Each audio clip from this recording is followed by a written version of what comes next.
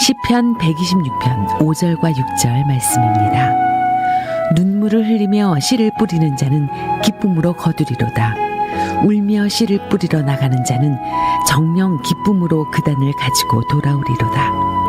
시편 126편 5절과 6절 말씀이었습니다.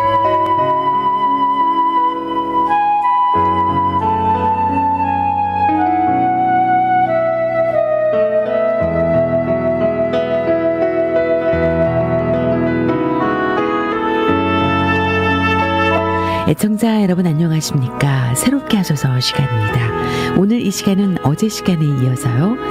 태국에서 파타야 선교교회를 섬기시는 심태선 목사님, 황선미 사모님의 두 번째 간증의 시간 함께 하시겠습니다.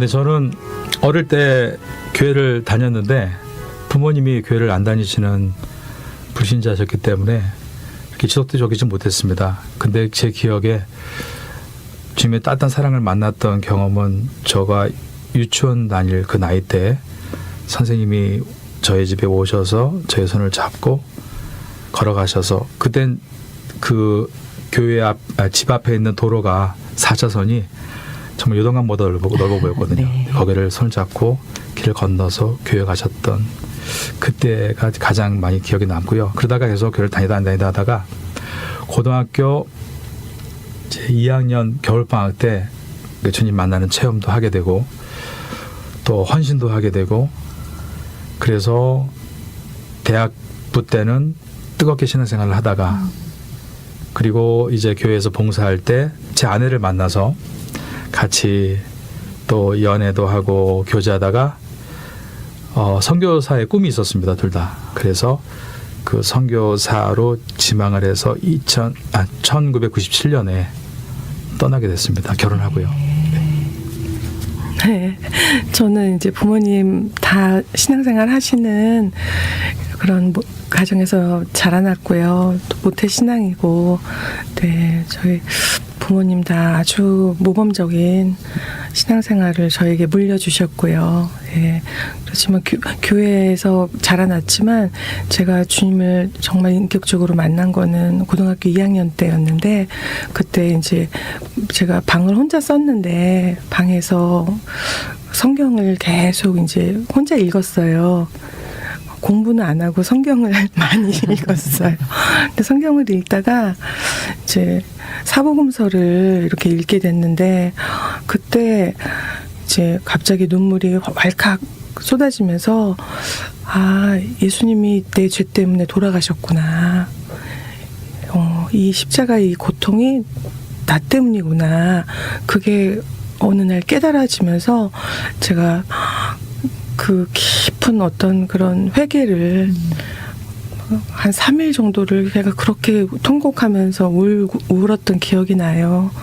근데 그 뒤로 한동안 계속 친한 친구와 같이 학교 끝나면 네. 무조건 교회 가서 이렇게 차마 의자에 앉지도 못하고 바닥에 앉아서 그렇게 회개 기도를 했었어요. 네, 어떤 그런 뜨겁게 예수님 만난 그런 기억이 저에게 있지요. 네, 목사님 하나님께서 목사로 부르심은 어떤 계기가 있으셨어요? 사실 처음에 둘 다 선교사의 꿈이 있었고요. 1997년도 10월에 태국에 들어갈 때 결혼하고 이제 신혼부부였는데 3년 있다가 돌아와서 또 우리 개인적인 일을 하겠다라는 마음을 가지고 부모님께도 양해를 구하고 갔던 여행이었습니다. 네. 근데 3년 시간이 남을 돕는 시간이 아니고 도움만 받겠더라고요. 그래서 저는 태국에서 이제 신학을 공부하게 되었고요. 그리고 태국말로 공부해야겠다 그런 작정을 하고 태국 신학교에 들어가게 됐습니다. 그래서 저는 그렇게 학생 시절을 많이 보냈고 제 아내는 이제 이미 그때 피아노 반주로 태국 남쪽에 있는 여러 교회들 반주 학교를 하고 있었기 때문에 사역을 하고 있었고요. 저는 학생이었고요. 네. 또 언젠가는 또 저희 신학교에 교수로 들어와 있었고요. 저는 학생이었고요. 그런 시간을 오랜 동안 보내면서 또 생활을 했었습니다. 네. 많은 나라 중에 태국으로 하나님께서 부르신 이유도 있으실까요?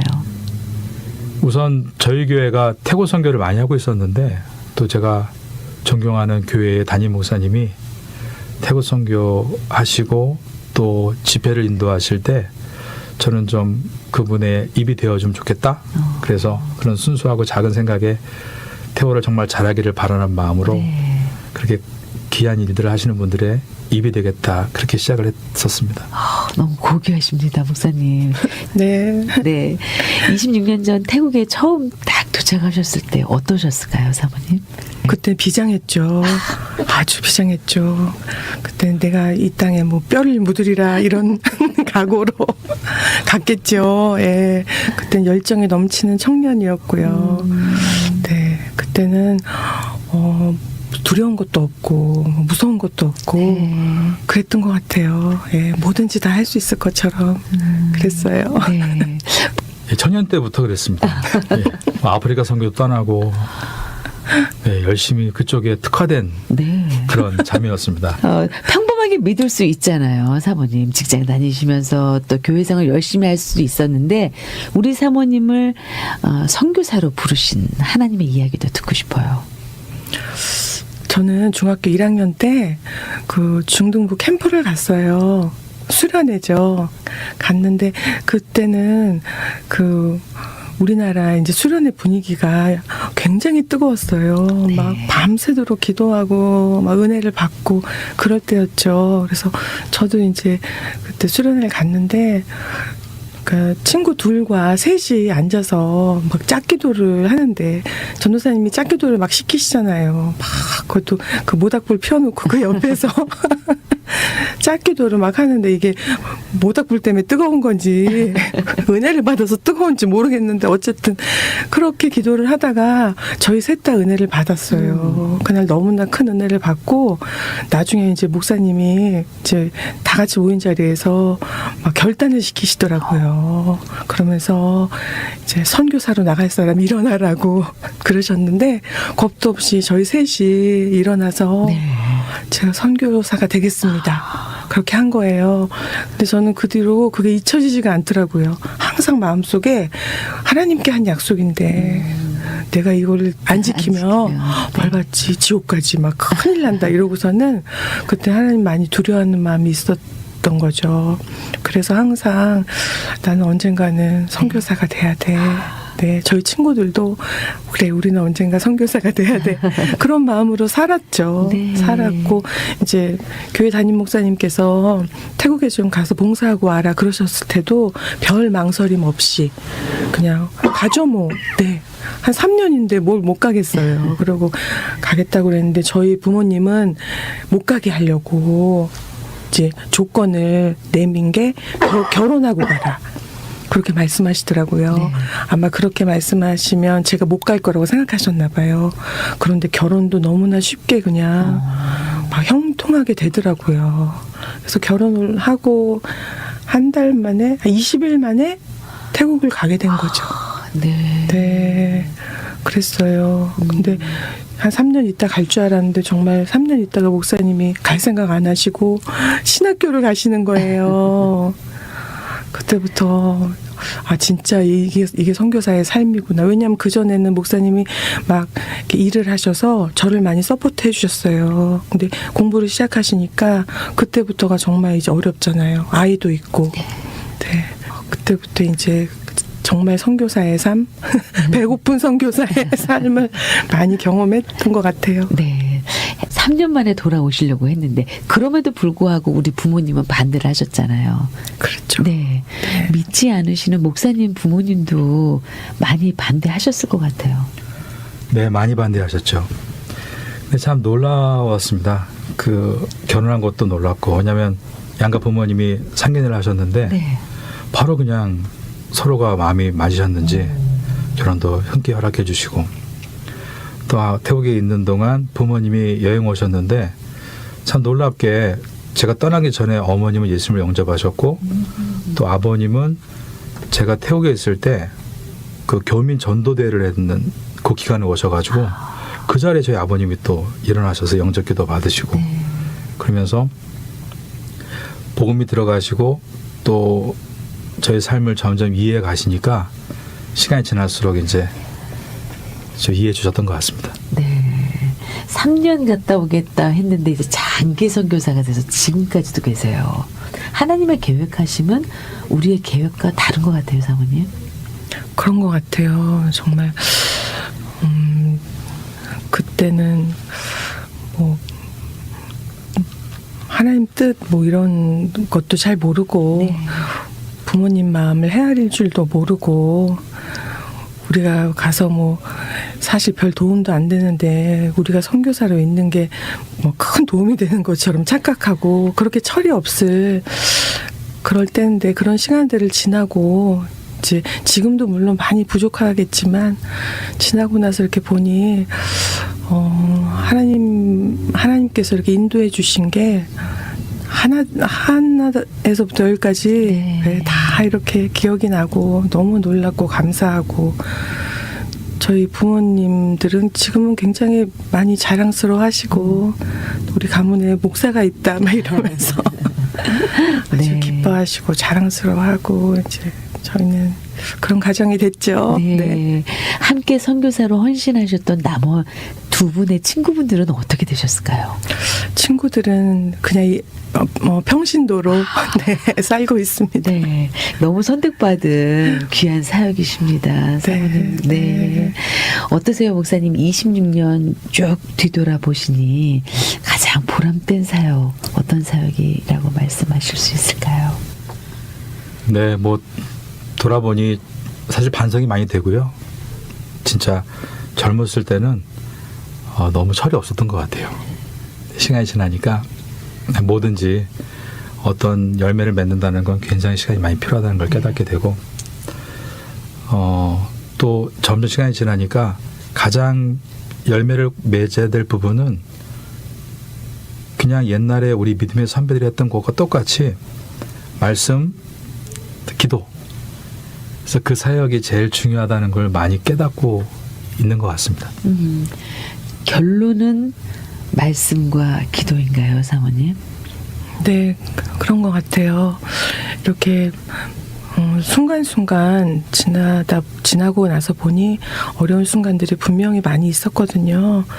그때 내가 어떻게 이 시간을 보냈고 네. 어떻게 이걸 잘 넘겼을까 지나고 나 생각해보면 역시 내 마음에 이렇게 새겨져 있는 이렇게 박혀 있는 그 하나님의 말씀이 그 순간에 나를 다시 살렸고 이렇게 다시 이렇게 힘을 내게 또 했고 그래서 결국 하나님 말씀이 나를 이끌어 가시는구나. 나를 살리는구나. 그거밖에 없는 것 같아요. 네. 목사님, 저 같은 경우에는 보이는 사역 열심히 하다 보면 보이지 않는 말씀과 기도에 소홀하게 되거든요. 어떻게 잘 관리하십니까, 목사님? 우선 이제 새벽 예배가 저한테는 네. 귀합니다. 코로나 때 아무도 없을 때도 혼자 새벽 예배를 드렸고요. 그리고 지금도 새벽에 예배를 인도하기 위해 말씀을 많이 보고 또 그렇게 말씀과 함께하는 게 저에게 너무 필요한 시간이기 때문에요. 그리고 새벽 예배 드리고 나서 또 좀 적극적으로 이렇게 기도를 시간을 갖는 게 너무 행복합니다. 그래서 정말 어르신들, 목사님들, 선배 목사님들이 막 말씀하실 때 밤에도 저녁 드시고 양치질만 하시고 또 기도하러 가신다고 했던 그 말들이 왜 그랬을까라는 것들이 점점 시간이 지나니까 조금씩 알아가는 것 같습니다. 네. 사모님 같은 경우에는 또 우리 셋째 장애를 가진 또 셋째 딸을 돌보시느라 또 내 개인 시간, 신앙생활 갖기에 그 시간 내기가 쉽지 않으실 것 같아요.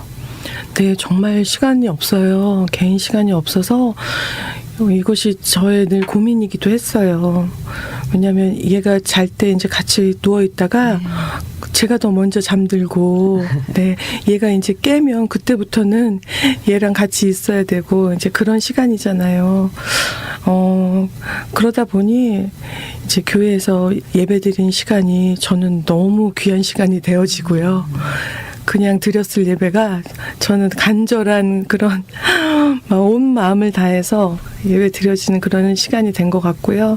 또 이제 저희 이제 아이가 그 TV를 틀어놓고 이제 찬양하고 네. 율동하고 그거를 참 좋아해요. 뭐 이렇게 노래도 어눌하고 몸짓도 어눌하지만 그걸 이렇게 틀어놓으면 1시간이고 2시간이고 그렇게 이제 큰 소리로 찬양을 해요. 네. 그래서 저는 그걸 보면서 많이 회복되고 때로는 같이 옆에서 같이 춤을 추면서 같이 찬양도 하고 그리고 이제 밤에는 자기 전에 이제 같이 말씀을 암송하기도 하고요. 근데 한 문장을 다 말할 수가 없어서 이렇게 한 단어씩 이렇게 암송을 하면 그건 또 가능하더라고요. 그래서 암송도 하고 네, 같이 기도도 하고 그렇게 이제 겨우겨우 관리를 해 나가고 있습니다. 네. 얼굴이 굉장히 행복해 보이십니다. 우리 사모님. 제가 미국에 오니까 더 행복합니다. 네. 다음에는 우리 셋째도 데리고 오셔야 될 것 같아요, 사모님. 사실은 너무 데리고 오고 싶었어요. 그런데 저도 이 비행이 자신이 없더라고요. 그런데 얘가 이 비행을 견딜 수 있을까 그런 생각이 들어서 이번에는 같이 못 왔어요. 네. 그럼 우리 셋째는 누가 보고 있어요? 이제 아이들을 돌보는 그 선생님들이 네. 계신데요. 그 선생님 중에 한 분을 저희 딸이 많이 집착해요. 많이 좋아하고요. 그래서 엄마보다 사실 더 좋아해요. 그 선생님을요. 그래서 이제 그 선생님이 같이 먹고 자고 해주고, 네, 또 전도사님들이 다 같이 도와주고 있어요. 네. 저희도 얼마 전에 미랄의 밤에서 그 장애인들 장학의 밤이 있었어요. 그때 우리 장애를 가진 친구들이 나와서 수화를 했는데요. 제가 깜짝 놀랐어요. 어떻게 저 많은 그 율동을 다 외울 수 있을까? 제가 그 수화하는 걸 보면서 너무 깜짝 놀랐거든요. 저희가 알고 있는 것보다 훨씬 더 똑똑하고 훨씬 더 많은 걸 가지고 있는 아이들인 것 같아요, 목사님. 우선 장애인들의 여러 가지 유형이 있는데 네. 지적 장애인 경우가 있고 그 지적 장애인들의 특징은 순수함입니다. 그러니까 한 해 내용을 가졌을 때 그 내용을 끝까지 잘 붙을 수 있는 순수함이 있고요. 그리고 특별히 또 우리가 많이 알고 있는 그 우영우란 드라마에서 봤던 자폐 네. 그 장애인은 이제 스펙트럼까지 쫙 퍼지는 여러 유형이 있는데 그 아이들은 정말 거의 한쪽 분야에서 천재에 가깝죠. 장애인 그러면은 이제 약간 행동도 어색하게 하고 말도 어색하게 하고 이제 그렇게들 생각을 하시지만 사실 한 아이를 이렇게 유심히 보면 네. 너무나 다르고요. 너무 개성이 강해요. 예. 저희 아이 친구들도 보면은 이제 자폐인 친구도 있고 또 다운증 후군 친구들도 있는데요. 각자의 특성이 있고요. 또 개성이 있고요. 또 잘하는 게 다르고요. 그렇게 다를 수가 없어요. 네. 그래서 이 아이들을 깊이 만나는 게 중요한 것 같더라고요. 네. 저희 아이가 이제 갈 데가 없어서 그 물리치료실을 다녔는데요. 그 물리치료실에 그 친구가 하나가 있었는데 이 친구는 대인 기피증이 있어서요. 아무하고도 이제 어울릴 수가 없는, 한 번도 이제 누구랑 어울려 본 적이 없는 이제 그런 친구였는데 처음으로 이제 저희 아이와 어울리게 됐는데 거부 반응이 없었던 거예요. 그래서 그 엄마가 너무 신기하고 놀라워서 저에게 연락을 하신 거예요. 한번 만나고 싶다. 왜 모든 아이는 다 기피하는데 그 집 딸내미는 괜찮느냐. 그것이 기회가 돼서 아주 좋은 친구가 된 거예요. 그래서 걔는 또 그러니까 저희 딸과 친구가 되고 그로 인해서 조금 더 넓어지고 조금 더 사회성이 좋아지고 그들은 이제 다른 사람도 괜찮아지고 또 선생님도 괜찮아지고 그렇게 된 거죠. 그래서 이 아이들이 어떤 기회를 갖느냐에 따라 참 인생이 많이 달라지는구나. 그것을 많이 느꼈어요. 네. 목사님 태국 이제 다시 돌아가셔서 하실 일이 많으실 것 같습니다. 네. 많이 있었는데 미국에서 또 와서 또 보다 보니까 네. 더 많아졌습니다. 어떤 비전들 또 계획들 있으세요? 우선 이제 그 농아인 교회에 또 농아인 성도님들이 잘 신앙 안에 머물 수 있도록 또 발전해 나가야 되는 일이 있고요. 저희도 지금 계속 농아인들과 함께 수화를 배우고 있는 중입니다. 그래서 목표가 있다면 이제 한 10년쯤 후에는 저희가 수화로도 편하게 소통할 수 있는. 네. 근데 그 수화가 한국 수화와 또 일본 수화가 다르고 또 국제 수화, 미국 수화와 저희 아시아 수화가 달라서 태국 수화가 따로 있습니다. 그래요. 네, 저희 지금 태국 수화 지금 배우고 있는데 계속 지금 그걸 배우려고 네. 준비하고 있습니다. 그리고 또 이제 장애인 사역도 지금 하고 있는 사역이 점점 더 확장돼야 되는데 지금 저희가 주간 보호센터는 학생들이 몇 명 있고 그 다음에 주일날 또 장애인 예배가 따로 있는데 주간 보호센터에 학생들이 많지 않은 이유는 다 각자의 개성과 성격이 달라서 이거를 저희가 지금 연구를 해야 됩니다. 그래서 지적장애, 그 다음에 다운증후군, 그리고 자폐 이 3명의 아이들 유형을 가지고 저희가 지금 계속 데이터를 만들고 있습니다. 데이터가 준비가 되면 이제 2명씩 늘려갈 수 있거든요. 그래서 이 지역의 아이들이 잘 이렇게 발전할 수 있도록 돕는 일을 해야 되고 또 문제가 나이가 들었을 때 직업을 가져야 되는데 네. 태국은 직업을 태국은 직업을 가질 수 있도록 법적으로 제도가 되어 있습니다. 그러니까 공장의 100명당 1명은 장애인을 무조건 고용해야 된다. 그런 법이 있는데 문제는 공장에 가보면 지게차가 너무 빨리 움직여서 일을 할 수가 없습니다. 그래서 이 나이가 들었을 때 일을 해야 될 나이 때 어떤 일을 할 수 있을까에 대해서 제가 또 연구를 해야 되고 관련된 직업군을 만들어주고 공장에서 일을 어려울 때는 저희 교회 안에 작은 공장을 짓고 그 터에서 물건을 받아서 일을 해서 보낼 수 있는 그런 어떤 장기적인 프로그램도 계획을 하고 있습니다. 네. 이에 대한 기도 제목도 많이 있으실 것 같아요, 사모님. 사역에 대한 기도 제목은 저희가 이제 이 사역을 저희가 이 사역을 하는 것이 저희 교회가 지금 이것을 감당하고 있기 때문에 교회가 점점 더 이렇게 성숙해져 가야 이것도 잘 감당할 수 있기 때문에 저희 이제 파타야 선교교회가 말씀과 기도로 잘 든든하게 세워져 가는 거 그것이 가장 중요한 일인 것 같고요. 네.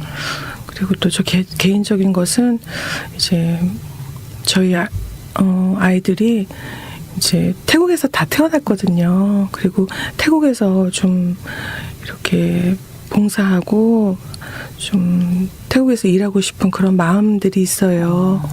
특별히 이 장애인들에 대해서 봉사하고 싶은 마음들이 있어요. 근데 지금은 아직 어리고 준비해가는 과정인데 저희 이제 큰애와 둘째가 좀 잘 준비되어서 좀 이 태국에서 이 일들을 잘 감당했으면 좋겠다. 그런 기도 제목이 있습니다. 네. 저희도 함께 기도하겠습니다, 사모님. 감사합니다. 네. 목사님, 지금 이 방송을 듣고 계시는 분들 중에도 장애 자녀를 가지고 계신 부모님들이 계세요. 또 집안에 장애인이 있으면 참 기도 제목이 많잖아요. 그분들께 소망과 격려의 메시지 주신다면요. 네. 저희 가족이 장애 아이를 키운 가족이기 때문에 아마 저희 말이 또 큰 위로가 되시기를 바라는데요. 용기를 잃지 마시고 그 무엇보다 하나님이 그 장애 아이들을 주신 목적이 분명히 있으세요. 그리고 그 아이들이 축복의 통로예요. 그 아이들을 주지 않았다면 볼 수 없는 세계를 본 것이기 때문에 그 하나님의 은혜가 그 아이들을 통해서 일어날 겁니다. 가령 지금 어렵거나 힘드신 분들은 조금만 참으세요. 하나님이 그 아이를 키울 수 있는 힘을 이미 계획하시고 그 아이를 보내셨기 때문에 거기에 맞는 힘을 반드시 주실 겁니다. 그리고 처음에는 우리 아이만 보이다가 어느 순간에는 그 관련된 아이들을 볼 수 있는 넓은 눈을 주실 거예요. 근데 그 눈은 아무도 갖지 못한 눈일 겁니다. 그 눈이 아마 여러분의 삶을 더욱더 풍성한 미래로 이끌 겁니다. 기도하겠습니다. 아멘. 사모님도 얘기 좀. 네. 태국의 대도시도 아닌 파타야에서도 장애 아이를 잘 키우고 있습니다. 정말 도와주는 분도 없고 기관도 없는 그런 곳에서도 하나님은 저희 가정을 돌보시고 저희 자녀를 돌보시는 것을 늘 체험하고 있거든요. 그러니까 그런 곳에서도 장애인을 키우는구나 이런 생각하시면서 힘을 내시고 또 다 이유를 알 수는 없지만 분명한 하나님의 계획이 있고 축복 가운데 있으심을 믿으시면 좋겠습니다. 네, 마지막으로 저희 청취자 여러분들께 26년간 태국에서 선교 사역하고 계시는데요. 선교에 대한 도전의 말씀 주세요, 목사님. 네, 선교는 남을 돕는 그래서 앞에 서 있는 사람이지만 결국 선교의 주체는 예수님이시고요. 그 예수님 통해서 우선 내가 변하는 귀한 시간입니다. 여러분께서 어떤 일들에 대해서 선교적인 일들이 있을 때 그것이 여러분을 오히려 더 믿음에 견고하게 만드는 축복이라고 생각하시고 또 무슨 일이 됐건 또 그 일에서 주님을 기대하시면 놀라운 열매가 있을 거라 생각됩니다. 네, 두 분의 귀한 간증 너무 감사드리고요. 두 분의 사역을 통해서 하나님이 하신 일들 저희가 기대하면서 또 함께 소망하겠습니다. 오늘 귀한 간증 고맙습니다. 감사합니다. 감사합니다.